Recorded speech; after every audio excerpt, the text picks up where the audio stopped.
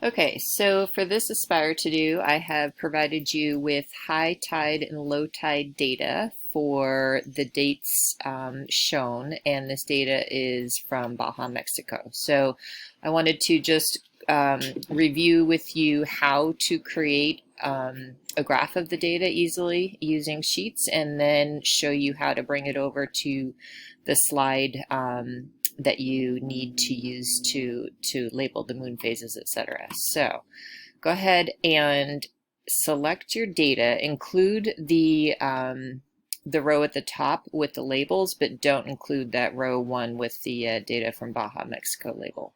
So select all of your data, scroll down, and once you do that, go to Insert Chart,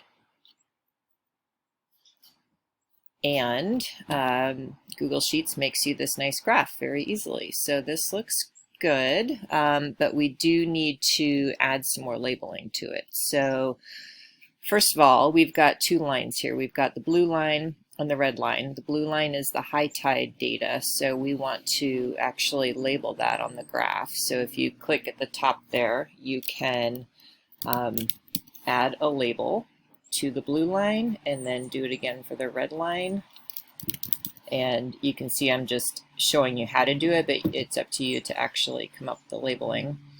The title that Google gives graphs is not very good, so you need to double click on that and come up with a better title. And remember, they tend to be awkwardly long because you have to tell us what's on the graph, where it's from, all of that stuff.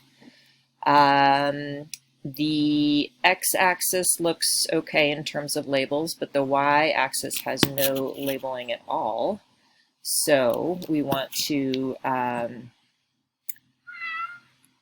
that's Thor.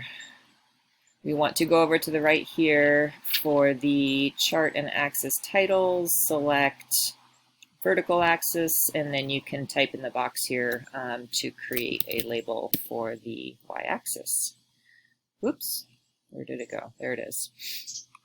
Okay, so now the graph looks good, but we need to bring it over into the assignment that's created for you in a Google Slides. So we're going to select the chart, the graph, copy it, then open up the slide that I've created for you and paste in the chart, and this option comes up.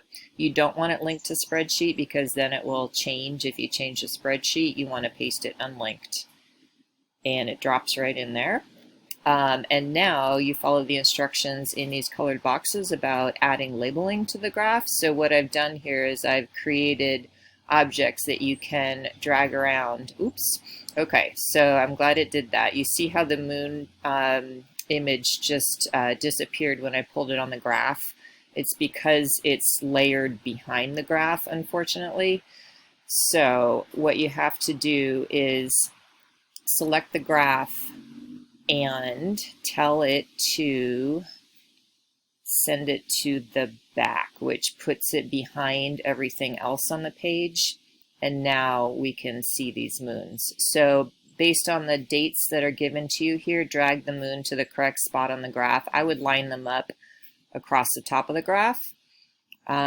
Here you have to figure out where the new moon is, where the third quarter moon is, and drag these moons to show where those are on the graph. I am not putting them in the correct places here. I'm just showing you how to drag. And then finally, we need to label where are the neap tides and where are the spring tides on the graph. So you can drag these labels up to the correct spots. And again, these are not the correct spots that I'm using right now. I'm just showing you how to do the dragging. Okay, good luck.